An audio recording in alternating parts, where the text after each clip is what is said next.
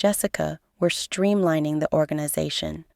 After all these years, your role, while once valuable, no longer aligns with where we're headed.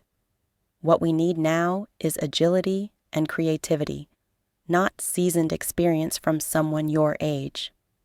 I sat across from them, hands resting calmly on the table. After 18 years with Euromed Solutions as the Regional Strategic Partnerships Coordinator for Asia, I knew I hadn't been invited here for a thank you. The company signed with a new language services provider, cheaper, more efficient. The executive team's vision no longer includes employees over 50. Deborah, head of HR, said it flatly, while sliding an envelope toward me, without once making eye contact. Nathan Keene leaned back in his chair, offering a rehearsed smile straight from a corporate leadership handbook. I understand this might be difficult, but innovation requires change. I looked at him, calm, composed. No need to introduce myself. He hadn't bothered to remember. Are you sure you can handle things without me? We'll be fine, he said with a faint smile. I stood. Then, best of luck on Monday. The echo of leather shoes on the marble floor rang out like a scalpel tapping in an operating room. Cold, precise, not a beat wasted. The man didn't speak a word. No nod to the receptionist. No glance at security. He walked straight into the building as if headed into surgery. One only he had been briefed on. Briefcase in hand. Eyes locked ahead. The posture of a man who'd already decided which tissue to cut. Nathan Keene, 36, the newly appointed CEO of Euromed Solutions. Fresh off a rising biotech firm where competence was measured by how fast you could restructure an Excel sheet, not by what actually worked in a sterile testing room. His eyes sparkled with the kind of confidence only young disruptors carry the first time they're handed a scalpel, brimming with boldness, lacking caution. I sat in my glass-walled office on the 14th floor, high enough to stay out of operational chaos, low enough to remain grounded. My position had always been the middle ground, an observation post. From here, I saw everything. The rhythm of the building, the flow of its systems, and the first tremors when a stranger tried to insert himself into the company's bloodstream. Nathan didn't need to say much. Every step he took made one thing clear. I'm here to fix things. The problem was, he hadn't figured out yet what was diseased and what was vital. I'd seen 3 CEOs arrive before him, all wearing that same time to rebuild expression. The first was ousted after trying to overhaul the risk management model without consulting the quality control team. The second gutted HR and ended up with a class action lawsuit. The third believed he could replace the entire medical device evaluation system with AI and got the company booted from CE certification in under 2 months. Nothing surprised me anymore. The problem was never the system. The problem was always the same. Each of them believed they were smarter than the lessons this company had learned through sweat, lawsuits, and nearly 2 decades of surviving global audits. And now there was Nathan. No friendliness, no attempt to hide his contempt. To him, Euromed wasn't a living, breathing organization. It was a clinical case, and he was the surgeon sent to trim the unnecessary parts. What he didn't know yet was that the piece he considered unnecessary was the very thing keeping the entire system from falling apart. Nathan's comments spread faster than any internal memo ever had. If the FDA's the issue, maybe we're just doing it wrong. No dramatics, no emphasis, just enough to let the entire floor know. He didn't care about regulations. He cared about speed. I heard the quote from a junior employee in the hallway, whispered like a ghost story told in the dark. And by that afternoon, when I stepped into the copy room, I found Mr. Denton, the QA manager, who had been here since Euromed was just a single office in Houston, crumpling an SOP checklist in his fist, muttering like a man in a trance. Doing it wrong? What? Does he think ISO 13485 is some kind of marketing flyer? I didn't step in. I didn't have to. The sounds around us were already shaping a pressure in the air, like the groaning of a foundation starting to shift. Later that afternoon, Nathan appeared again, this time in the production unit. No warning, no schedule. He walked straight into the sterile engineering suite, fixed his gaze on the prototype infusion pump being tested, then turned to the systems engineer beside it. Why does it take 3 weeks to calibrate one device? I've seen other firms do it in 3 days. The engineer, a young woman named Emiko, looked at him like he'd just suggested using duct tape on a ruptured artery. Because this device is used in open heart surgery, she said, voice trembling but steady. If the pressure deviates by even 0.1 bar, the patient could die. Nathan looked at her as if she were speaking old Japanese. Then speed up the testing. I need data sooner. She didn't answer, just looked down and continued noting results. I watched the entire exchange through internal security footage, and in that moment, a thought crossed my mind. The moment Nathan began making decisions by instinct instead of understanding, that was the moment the company's immune system started rejecting him. That night, I lay awake in my small apartment in Westwood, staring at the ceiling, thinking about the first time I ever heard the name Euromed. 18 years ago, I was a fresh linguistics graduate, brought in as a temp translator for a negotiation with a major hospital in Seoul. The original interpreter fell ill, and I stepped in. And in that meeting, I saw something most business people miss. Language isn't just a tool for communication. It's a mechanism for building trust. Just like those forms Nathan sneers at as outdated, they aren't just paperwork. They're the reason a doctor trusts a machine with someone's life. They're what makes markets like Japan or Germany nod in agreement.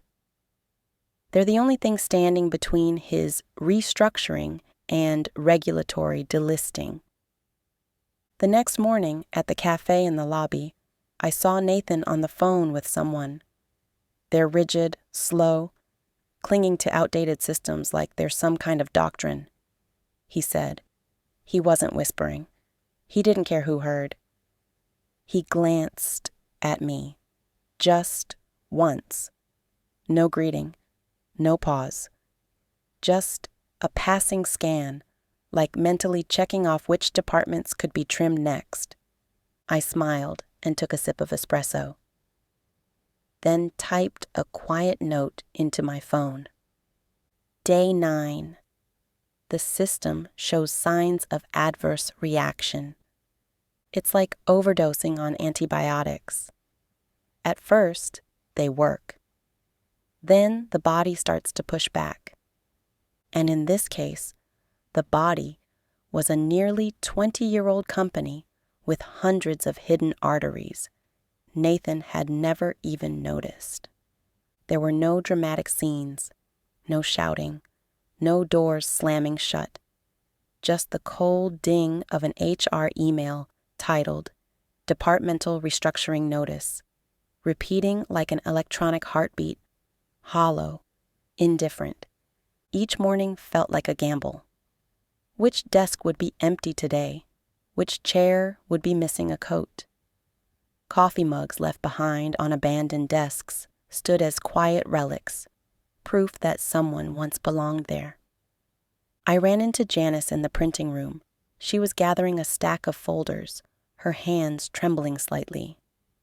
She used to be the one who led every internal audit with calm precision, the one who could debate an EMA inspector for hours without breaking a sweat. Now she was picking up paper clips like they were fragments of the last bit of order she could hold on to. They handed my team to some guy fresh out of Boston, she said, half laughing. He used to work in sales for sporting equipment. Does he have a biomedical degree? I asked. Janice gave a dry, bitter chuckle. He's got a degree in talking well. Then she walked away, cardboard box in hand. I didn't stop her. I didn't need to. Because in this game, silence was the only armor we had left. The Thursday meeting went on like any other, but the room felt different, like sitting in an operating theater without anesthesia. Every next slide from Nathan was a scalpel slicing through the room. He stood by the projector, laser pointer in hand, jabbing at performance charts no one had the will to read. We're operating with too much fat, Nathan said, eyes scanning no one in particular. Indirect costs are up 12% in just 3 quarters. We need to streamline, fast. I glanced at Linda, the quality control manager. She didn't blink, but her hand clutched her pen so tightly her knuckles turned white. Any department not directly generating value needs to be reassessed. Nathan paused on a pie chart. The slice labeled corporate liaisons and external comms took up 8.3%. I stared at that number like it was the countdown clock on my career. A soft sigh escaped from the end of the table, but everyone heard it. This is a medical device company, not a software startup. Linda finally spoke, her first words in 4 meetings. Every process exists for a reason. You're treating us like overhead, but those processes are legal shields. Nathan turned, thin smile still intact. I understand, but if it takes us 3 months to finalize a contract because we have to jump through 5 approval layers, then maybe the system's outdated. The room froze. Linda clutched her bag strap. I knew she had more to say, but chose to stay seated. I glanced to my right and caught John's eyes. He headed regional coordination in Europe. His expression was flat, restrained, and alert. That look you see on surgeons who already know the patient won't make it, but keep operating anyway. That afternoon, I was called in for a quick check-in with HR Deborah, as gentle as ever, invited me to sit. On the table, a routine performance review and a list of items potentially transferable to the International Services Unit. Jessica, we're reviewing the possibility of merging your role with the Asia Coordination Team, currently managed by an external consultancy. Nothing is final yet, but I cut in, calmly, not confrontational, just direct. That team doesn't have anyone who speaks Mandarin. They've never worked with Minghua Biomed. I've sat beside them during factory inspections in Shenzhen. Deborah smiled, lightly, as if she hadn't heard a word. Exactly. That's why we'd love for you to document your process, for a smooth handover. I stood, gave a respectful nod. I'll send everything they'll need, and when they realize it can't be handed over, I trust they'll know how to find me. I walked out carrying nothing but one crystal clear thought. I now had a countdown. Nathan didn't know it yet, but he'd just placed a scalpel into living tissue and skipped the anesthesia. His question wasn't meant to explore. It felt more like a quick scan, to check whether I was one of those redundant parts, not yet flagged for removal. A system audit, minus the circuitry needed to understand how anything actually worked. I didn't need to raise my voice. I just needed to be clear, precise, and right. And I was, but Nathan's eyes stayed blank, like he was trying to recall the name of an ingredient in a recipe he'd never cooked himself. No, thank you. No acknowledgement. Just a shrug, and that same indifferent look of someone who believed every problem could be outsourced to a consulting firm with a pitch deck.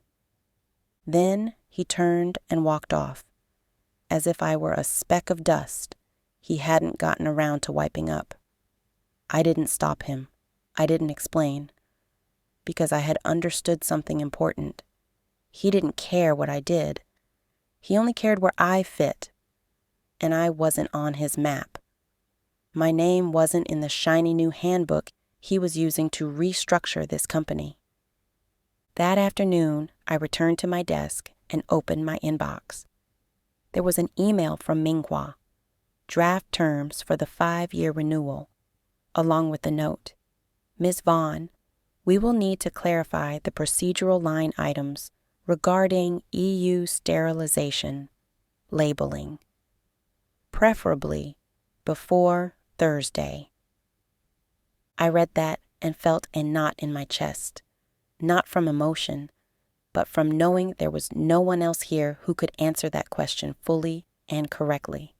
I typed my reply.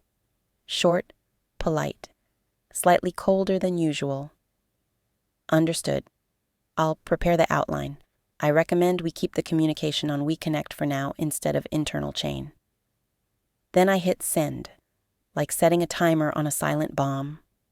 At 5:03 p.m., I got a Slack message from Denton in QA. Heard you're getting integrated into some outsourcing project in Singapore. That true? I just replied, depends how you define integrated.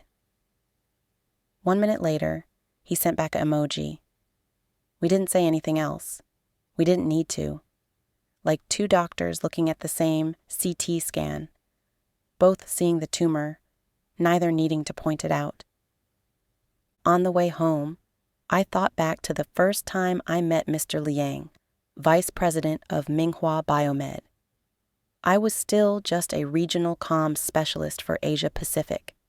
The meeting in Beijing had gone on for 6 hours, with 3 separate translation errors by the partners' team.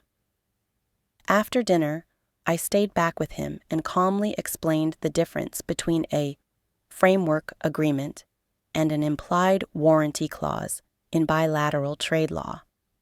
He nodded, poured me a cup of oolong tea, and said, You don't just understand Chinese. You understand context. That tea changed everything.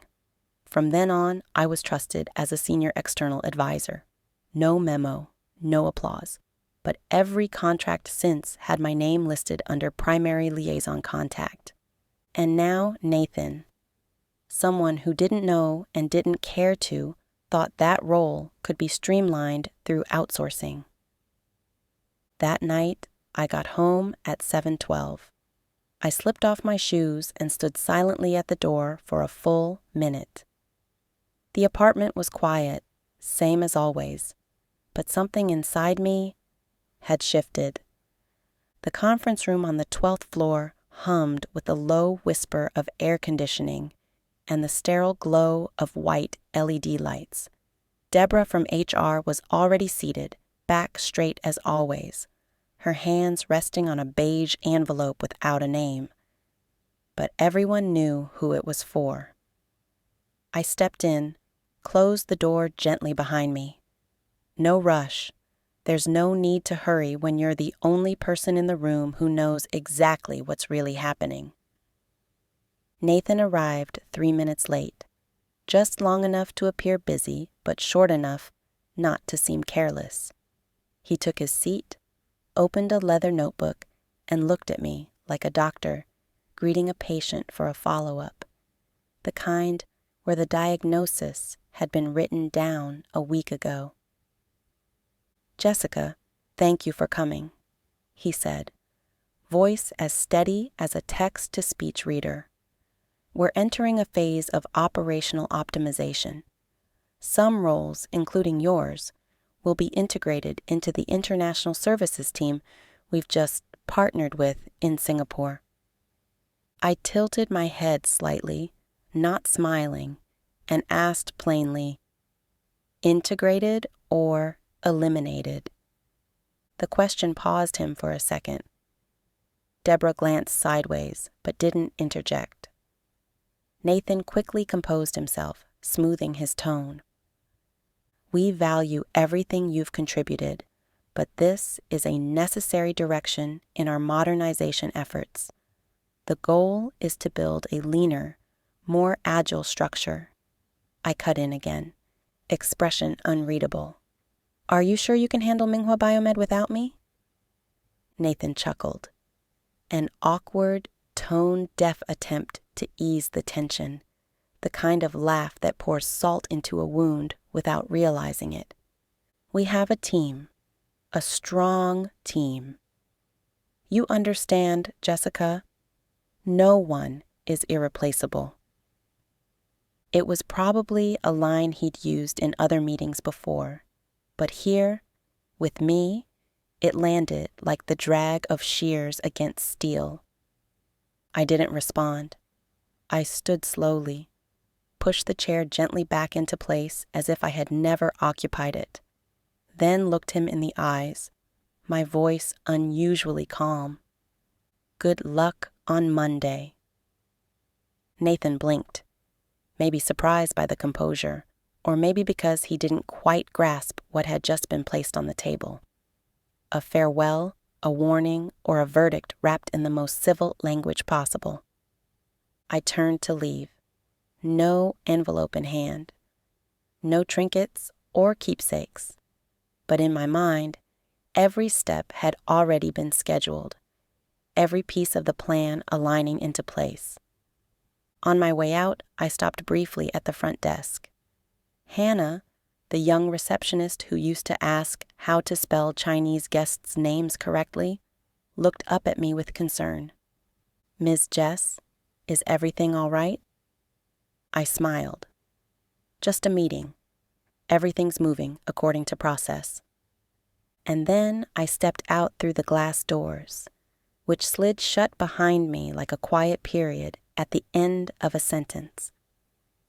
That night, I stood in my kitchen and brewed a pot of oolong tea, the one Mr. Liang had gifted me last year after our bilateral meeting in Shanghai. The box was still wrapped in its original paper, hand-lettered in soft brown ink. Respect doesn't need to be loud. I poured the hot water. The scent rose, quiet, deep, and unmistakably clear. Just like the message I had left behind on the conference table. I didn't leave Euramed because I was pushed out. I left because I saw what they refused to see, a system on the brink of internal collapse, and I had no intention of being buried under its debris.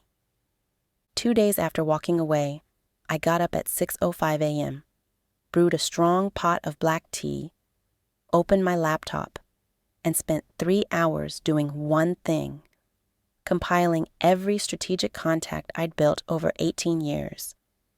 Connections that didn't exist in any company database. Insights that never made it into internal documentation. I coded them, grouped them by market, medical authority, and hospital network. At the end of the document, I typed a single line. What Euramed sees as legacy, others will recognize as leverage. I sent the file to 2 places. 1, my attorney. 2, Juliet Vaughn, Partner of International Relations at Lawson & Finch. Subject line, available, but only where precision matters.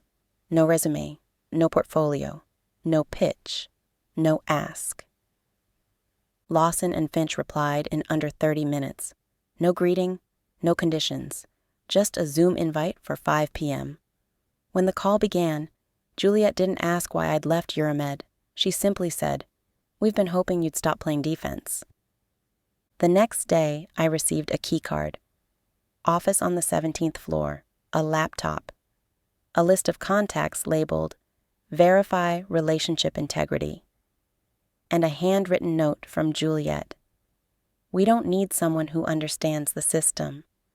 We need someone who knows where the system breaks. No one asked me to introduce myself. No one needed a credentials rundown. Because people who've sat at real negotiating tables don't measure value in job titles. They measure it by one question. When the official channels fail, who do you call? No one's ever truly prepared for a surgery without a lead surgeon. 9 a.m. The main conference room at Euramed gleamed with glass that reflected the gray sky outside.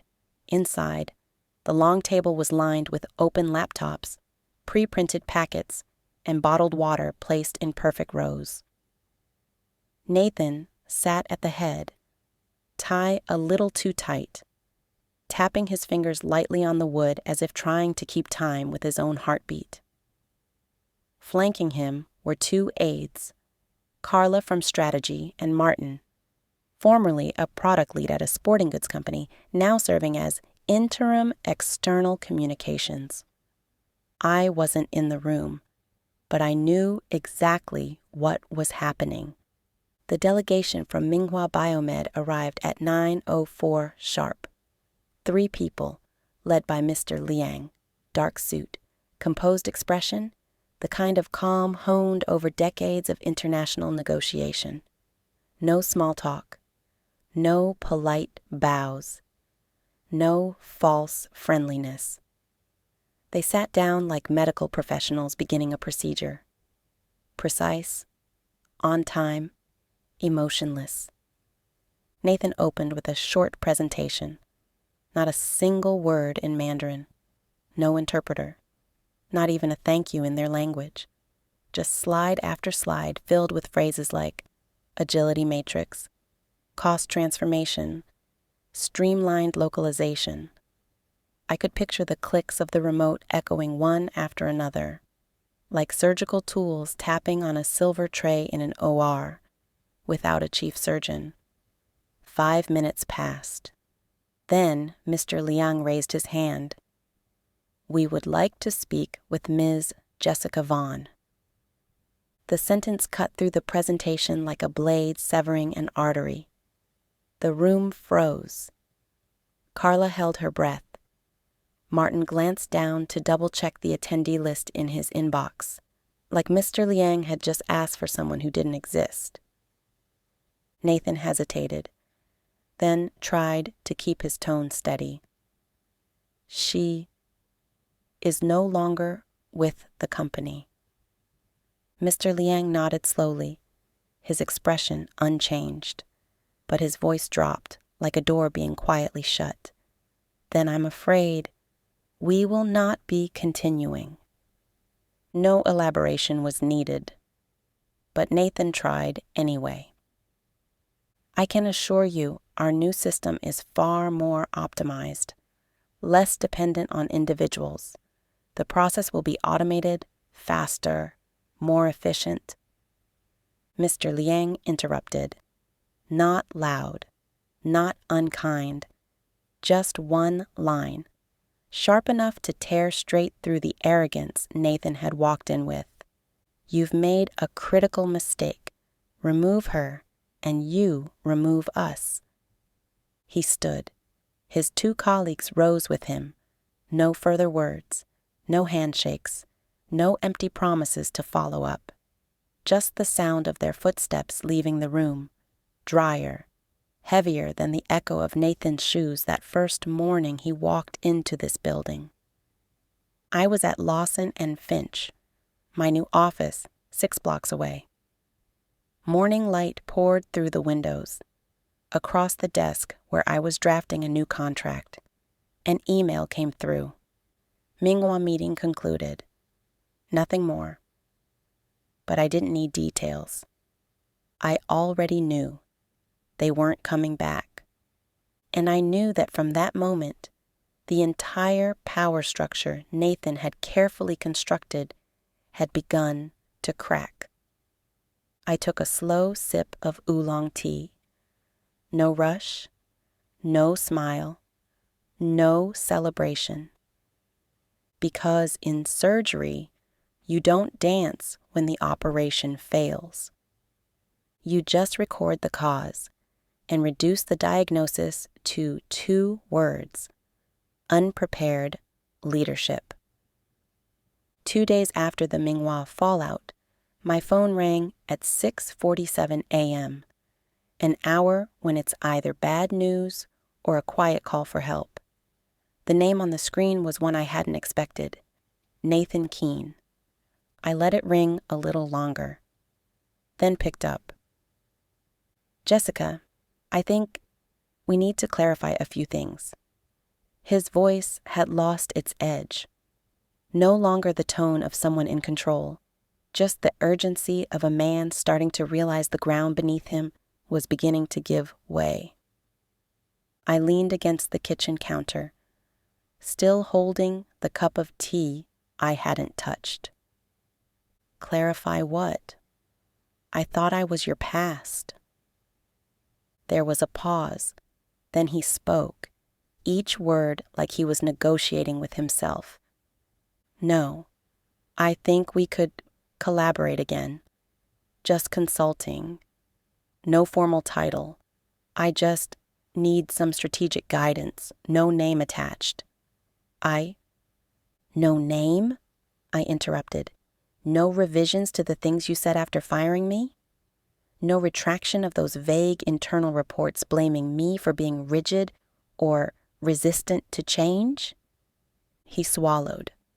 Then came the line I'd heard so many times it had lost meaning. It wasn't personal. I gave a soft laugh.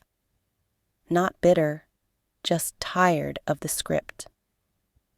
And neither is my answer, Nathan. I'll do it, but on my terms. On the other end, a faint exhale, like the hiss of air from a balloon that had been inflated too long. I understand, he said, much quieter now. Where would you like to meet?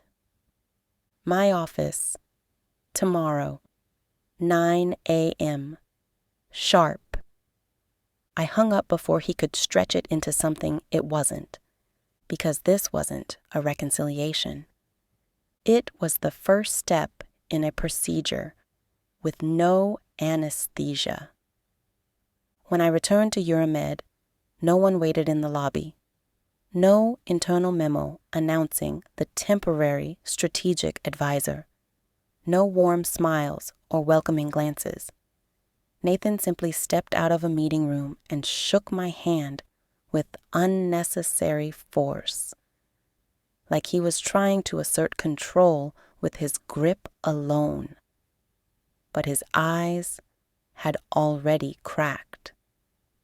We're glad to have you back, he said louder than necessary, making sure a few nearby staff could hear it. I didn't reply, just smiled the way someone does when they've been hired back because the company ran out of options. I didn't need a script, because now I was the one writing it. They set me up temporarily on the 10th floor, one small glass cubicle wedged between 2 unrelated departments. No nameplate, no title, just a laptop and a newly reactivated system login. Nathan assumed I'd start rebuilding the partnership, but the first thing I did was reopen my personal contact list. I called Mr. Liang using the private number he'd given me 3 years ago after a long meeting in Hong Kong. Back then, he had said, "When you need a real conversation, don't email. Call." It only rang twice. "Miss Vaughn," Mr. Liang said in English, his voice as calm and deliberate as ever. "To what do I owe this honor?" I didn't hesitate. I answered in Mandarin, slow and steady. "I owe you an explanation and an apology." There was a brief silence. Then his voice dropped slightly. "I'm listening." I told him everything, no embellishments, no omissions. From that ill-fated meeting to the abrupt dismissal. I made it clear I wasn't calling on behalf of Euramed.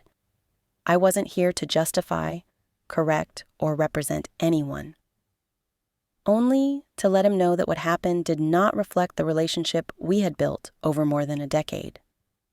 When I finished, he asked just one question. "Where are you working now?" "Lawson and Finch, International Relations Division." I heard a faint breath. Then he chuckled, not out of politeness, but the kind of laugh that comes when you've been waiting for this moment. "Perhaps it's time we found a new partner." I replied in the same tone he once taught me. How to speak with gravity, without arrogance. You have full discretion, but if the opportunity arises, it would be my honor to work with you again. The call ended with a formal, unmistakable signal. This time, let's build it the way it should have been. Just one line. But it was the first stone, laid on a new foundation, not to rebuild Euramed, but to create something entirely outside of it. 3 days later, I arranged a meeting between Mr. Liang and 2 executive partners at Lawson and Finch. It was discreet. No press releases, no courtesy calls to Euramed, just 3 people in a simple conference room, holding tea instead of documents. And in Mr. Liang's eyes, I saw the same quiet nod he gave me years ago. Meanwhile, back at Euramed, Nathan was still struggling with partnership recovery reports, firing off emails urging marketing to clarify the communication gap, and trying to label the entire episode as a temporary issue in cross-cultural messaging. I didn't intervene. I didn't correct him.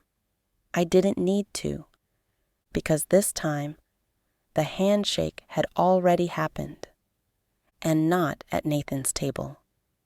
And it was worth more than any MBA he ever bragged about on LinkedIn. The first collapse always comes quietly. No warning, no fanfare. Just an email from Sahlgrenska Universitetssjukhuset, the university hospital in Gothenburg, with a subject line as concise as it was devastating. Request for contract suspension, pending governance review. Nathan didn't understand it right away, but I did. That's how European medical institutions say, "We no longer trust you." Just 1 week later, the Medica Plus chain in Ontario announced termination of their distribution contract, citing lack of adequate personnel to uphold technical commitments. Short, director, but enough to choke a quarter's worth of revenue. Nathan's first instinct was to call an emergency meeting. The moment he opened his mouth, he met resistance. "We need to proactively regain trust," he said, clutching a coffee cup I knew had been cold since morning. Someone from the audit board, maybe Lucas, I'm not sure, spoke up. His voice was sharp and surgical. Trust isn't software, Nathan. You can't just reboot it. No one laughed. No one bailed him out. The room went silent, like an operating theater after the oxygen's been cut. Friday afternoon, I opened my inbox. A new email from Nathan's own office. Subject: temporary suspension of all new business initiatives. Effective immediately. I skimmed it. No reaction, no surprise, but I still made the call. It was brief, no formalities, no courtesy left to offer. Jessica, Nathan's voice was hoarse, like he hadn't slept. I'm not here to offer a solution. I cut him off. I'm here to close the loop. There was a pause. Then he exhaled hard, almost trembling. You sabotaged me? I let out a quiet laugh. Not cruel, just the kind you give when someone asks the most foolish question of the day. I didn't need to sabotage you. I simply reminded people of the value of respect, and you forgot that. I left Euramed at 5:48 p.m. No one stopped me. No eyes followed. No casual weekend coffee invitations, like there used to be.